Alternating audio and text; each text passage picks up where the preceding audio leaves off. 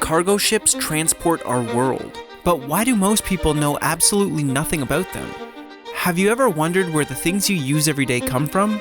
The bread for your sandwich, the corn to feed our favorite farm animals, or the salt we use on roads in the winter? With over 29 active Algoma ships and 90,000 cargo ships across the world, our industry is responsible for the import and export of almost all of the goods we use in our everyday life. But today we want to show you why this matters and hopefully help you find a place where you fit in this world on water. Here at Algoma, we seek adventure. So our solution to finding the answers to all of your questions was to, let you hitchhike on one of our ships from Goderich to the Welland Canal.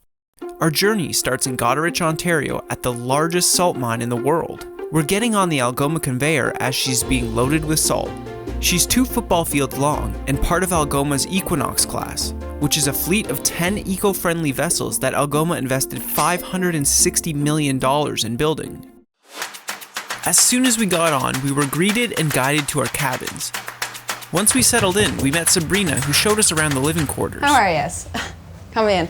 So, these are our cabins. We all have our own beds or our own rooms, our own bathrooms. We all have double beds. We got our TVs. Everyone has their own windows, so we can just look out, and when we're in the canals, we can just get a view of the outside.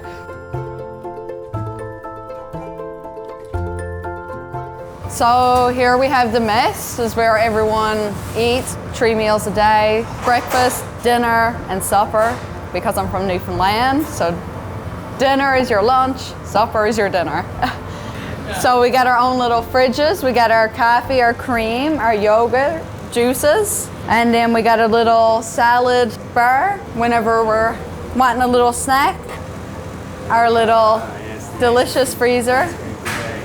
They'll stock them up every day whenever it gets low. So we're never out of ice cream. So this is our crew rec room. So we'll just turn on movies or TV. And if there's more than a couple people, they'll just pick and choose what we want to watch. So we all got our own internet cards, and we get 40 gigabytes a month. So we can just stream whatever we want to do. So we got our gym. We even got a TV in our gym too. And we got the little bouncy thing. Don't know what they're called, but some sort of thing. And we got a bunch of machines. So let's go pass by some time. Then we headed up to the wheelhouse to see where Sabrina works. Okay, so this is where I work too. So we'll be steering. Captain will give us our orders. The orders to steer 180 degrees, 10 degrees port, 10 degrees starboard, things like that. And then we got our radars over there, got our wheel there, and then we got all big windows all around, so the captains and mates got a good view of what's going on. I like steering, seeing different places. You always got good views too, so it's always a bonus.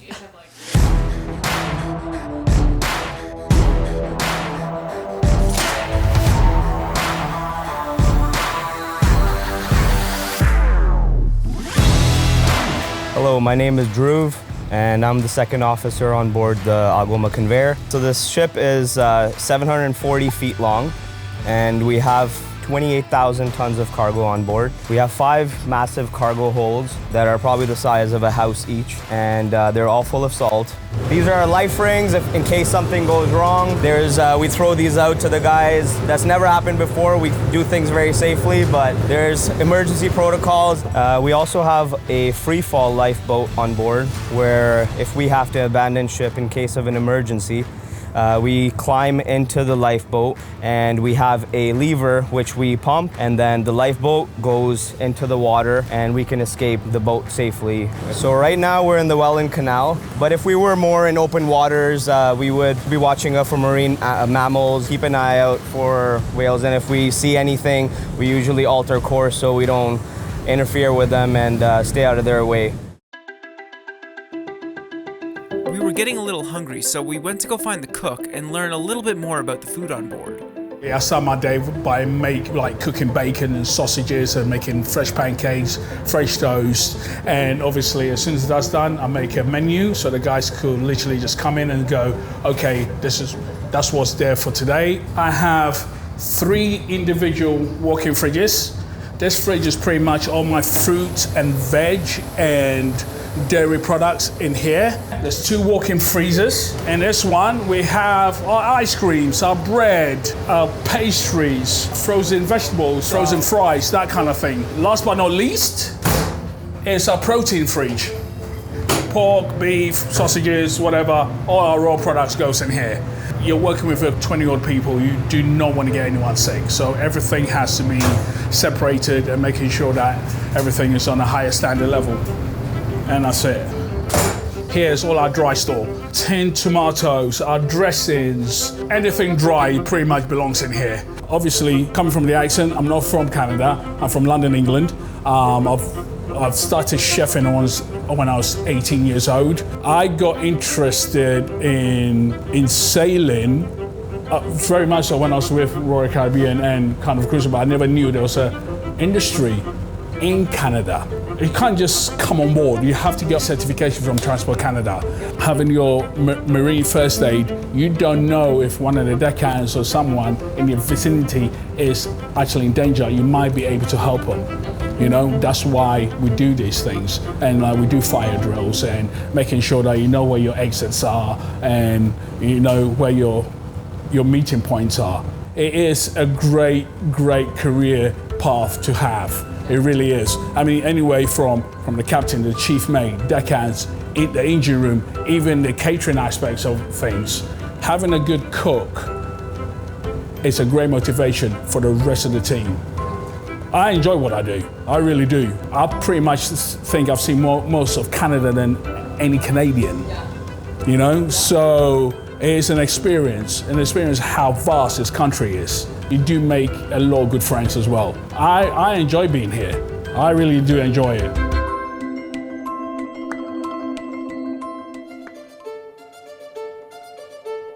After lunch or dinner or supper, we went down to the heart of the ship to meet the engineers who keep the ship running. So this is the heart of the ship. This is the engine control room. This is where we start the engine, we stop the engine. This is where we control the potable water, the ventilation, the electricity. Everything going on the ship is happening here. Then we have this computer is only for the main engine, control the timing, the exhaust valve opening, the fuel quantity. So this is one of the most important computer on board. Well, here we have a slow speed engine.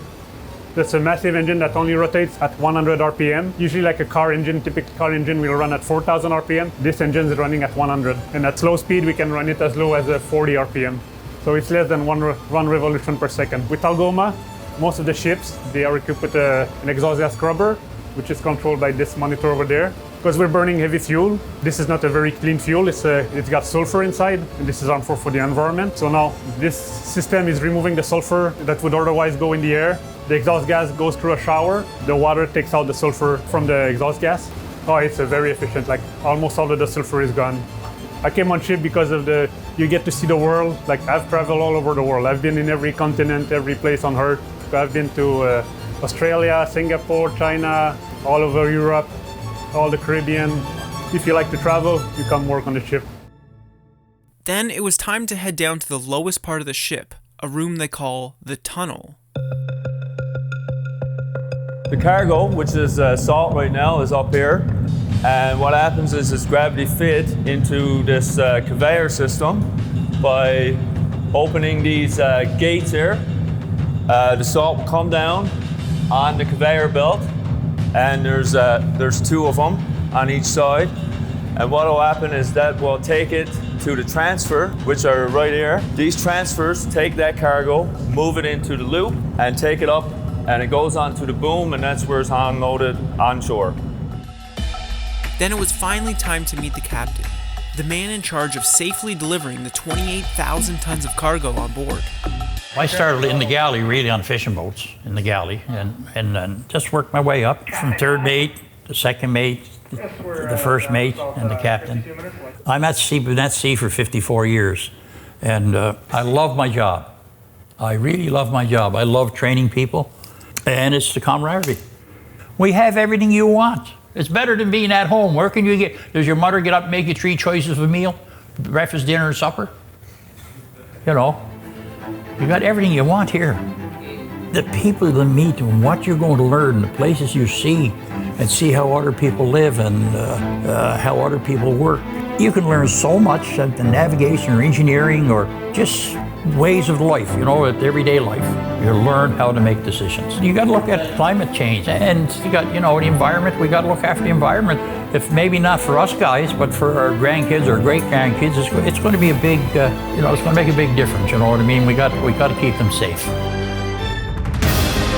The lakes and the oceans are the lifeline of Canada. At Algoma, respecting and protecting our earth, water, and life by making our ships the most eco-friendly and efficient ships they can possibly be has been in our DNA for over a century. With an interest in over 80 vessels worldwide, for us, it's not just about sailing our Great Lakes and oceans. It's about sailing towards a safer and greener future. Are you ready to seek new adventures? Are you ready to seek new adventures? Are you ready to seek new adventures? Êtes-vous prêt pour une belle aventure? Are you ready to seek new adventures? Are you ready to sail with Algoma?